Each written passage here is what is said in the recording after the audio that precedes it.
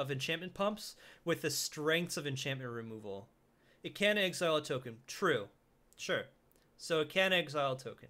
If you're doing that, this is much better. That is a good point.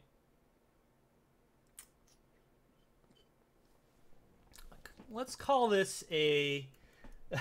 I feel like this card was invented to pester Marshall Sutcliffe. I don't know how he's going to rate this card. What is he going to do when he sees this? Anyways, let's call this like a B-. Powerful, especially if used on a token or enchanted creature, but very swingy if it gets removed.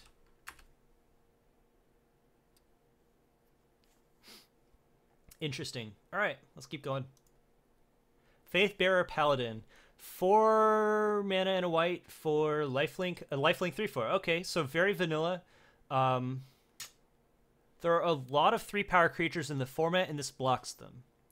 That's the first thing to note. The second is that it is a human, which is a relevant type line, and it is lifelink. This is just about as good as a vanilla 3/4 can get. How should I rate this? I think this is probably like a C. People are gonna pass this really late, but the lifelink is gonna be good, I think. And this blocks pretty well in this format. So this is probably gonna be a bit better in a white deck with flyers. Let's call it, well, I don't know. Let's call it just a C. Not a high pick, but human plus lifelink plus lots of 3/2s in the format makes this acceptable. It's fine. Not exciting, but not bad. Let's keep going. Fiendbinder, 3 and a white for a 3/2. Again, lots of 3/2s. Whenever Fiendbinder attacks, tap target creature defending player controls. Wow, okay. So this card is a mediocre blocker. Can't block much without dying. But it does trade up. Well, it trades even. Like, it trades with most 4-drops, so I guess it's not too bad in that department. When you're attacking and when you're ahead, this card makes the race... Like, this ensures that the race happens... more or less. But I don't love this card. I think this is probably just a C. Maybe a C-. Let's call this a C-. Gets better in aggressive decks, mediocre in mid-range, in average, in most decks, probably. Alright, next. Geist of the Lonely Vigil. It's... Okay, so if I said, would you play a 2/3 defender flying for 2 mana? I would probably say no.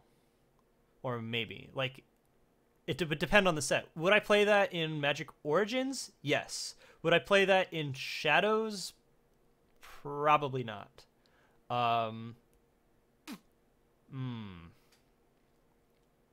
What do we do with this? I think I want to call this card a... Because it does have Delirium. So, by the way, it can attack as though it didn't have Delirium as long as there are 4 more card types among cards in your graveyard.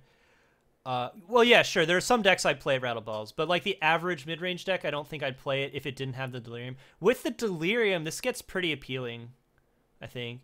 In Dragons of Tarkir, would I play with 3/3 Defender for 1 green? Oh, you're talking about that one card. Shoot, I forget its name. But like, I would play this, but I wouldn't be... Okay, if it didn't have the Delirium... In most sets, I would call this a C-, right? It's something you can play, but it's not exciting. It doesn't win you the game. It prevents you from losing the game very quickly, but it doesn't win you the game. With the Delirium, this gets better, but I don't think it's like I don't think it's a whole letter grade better. I think this might be a C, maybe a C+. Like if you're not making Delirium happen, it's probably a C-. If you're playing versus blues, fantastic cards. Yeah, I would agree with that. There's definitely decks this is better against, but that would give this a sideboard rating if you're taking that mindset towards it, because you wouldn't play an anti-blue card in every deck, right? So I kind of like this at a C. And yeah, it doesn't help you win the game without Delirium enabled. But it's a good blocker early and good value if Delirium is online. So it's fine. I don't think it's super exciting though. Alright, next card. Gisela, the Broken Blade. Oh my goodness. This is the bomb in the format, right? 2 white for 4/3, flying, first strike, lifelink. Basically nothing's beating this in combat. There are a few pretty big flyers, but not a lot. Hilariously, this does get blocked by Watcher in the web. But this is like very good. Let's call this an A. I don't know what to say about this card. It's not an A+, I don't think. It's not quite big enough to be an A+. There are cards that beat this, and it does die to most removal. Like, I don't know about most. It dies to, actually, yeah, probably most of the removal in the format. A card that dies to most of the removal in the format can still be an A, but I don't think it can be an A+. Like, the reason Citadel Siege was so good wasn't just the fact that its effect was very good. It was the fact that it was very hard to interact with enchantments, right? Avacyn was really, really good. It was an A+ because it was very hard to interact with Avacyn since she brought Indestructible with herself, right? Like, what else? Well, what other cards are A+? Because Avacyn's a classic A+. What else was an A+? Can't think of many limited cards better than this in recent sets. I can think of a few, right? Citadel Siege, Archangel Avacyn. There's a few others. But I don't think it's quite an A+. Like, this dies to almost all the red removal. Not all of it, but almost all of it. Basically all the black removal, and even something like Deadweight hamstrings this. What else? Like, most of the green removal deals with this, frankly. Like, Rabbit Bite completely destroys Gisela. Most of the new, like, there's another fight card that came in that will beat this sometimes. There was the one that deals damage from one creature to another. That'll beat this sometime, or almost all the time. Almost all the white removal deals with this, and the blue removal can deal with this. But you see what I'm saying, though? Like, this card is really good when it's on the field. This is, you're going to play this in any white deck, for sure. It forces your opponent to have removal. But the fact that almost every piece of removal deals with it means that I can't give it an A+. I think it's an A. It's a fantastic card. It warps the game. It says to your opponent, yeah, you're not going to beat me in the race, and unless you have an answer to Gisela, you're going to lose. But, if your opponent does have an answer, you've traded one card for another. And, you know, that's still fine, but it's not absurd. So, let's call this an A. Dies to most removal, but still a fantastic card. Oh.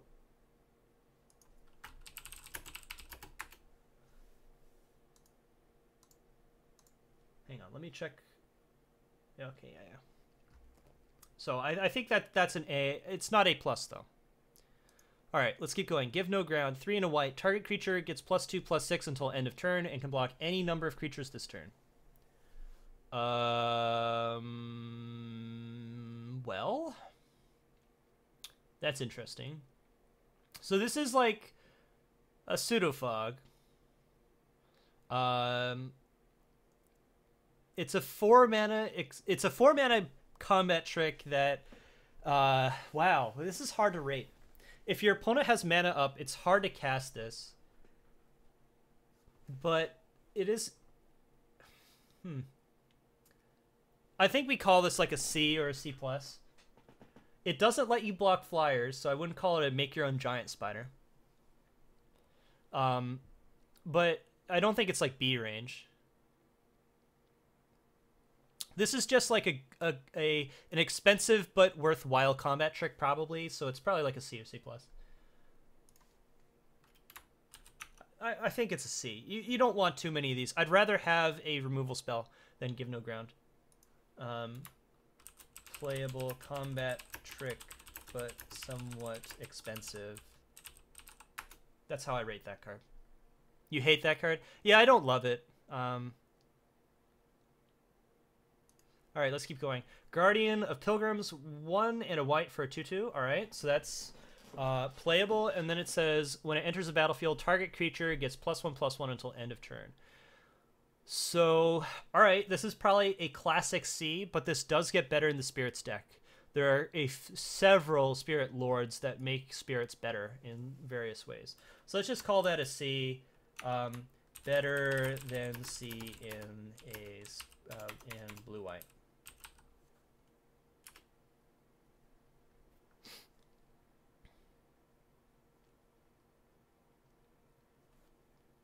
Curve filler. Kind of a classic C. All right, Ironclad Slayer, 2 and a white for a 3/2.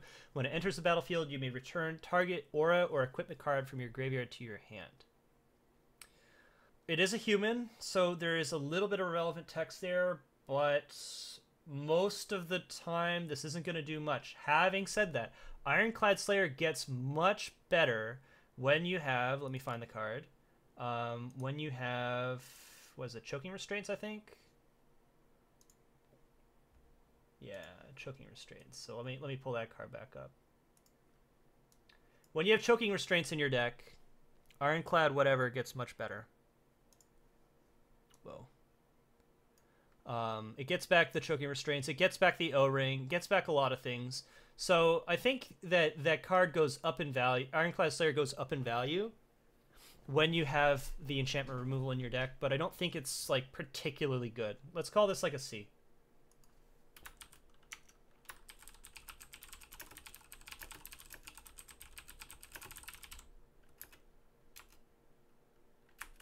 The equipment card from your graveyard to your hand is almost never going to matter.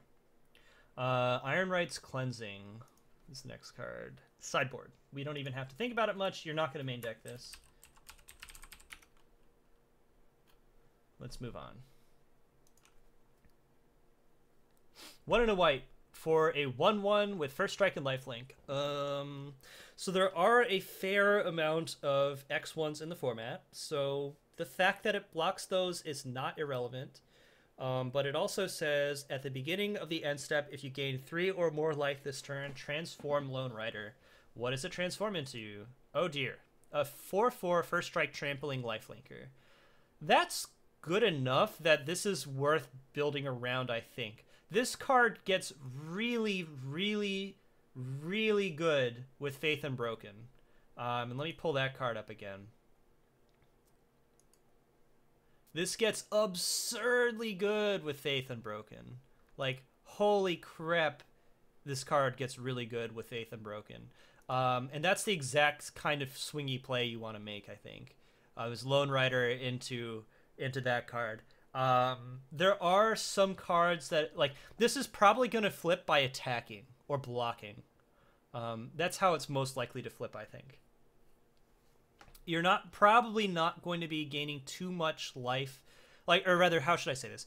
If you're flipping this card, it's probably going to flip because you either enchanted it or combat tricked it, or maybe you're in a green-white deck and you used... Shit, what's that card? Oh, let me pull it up real fast. It's the green card that fights, sort of. Clear Shot, I think. Let me open this. Yeah. So play Lone Rider into Clear Shot, kill their 2/2, attack for 2, flip it. Oh my god, that is amazing, right? There are a lot of synergies with Lone Rider. I don't think that this is like... It's probably... If you have no way of flipping it, it's probably not worth putting in your deck if you have no way of flipping it.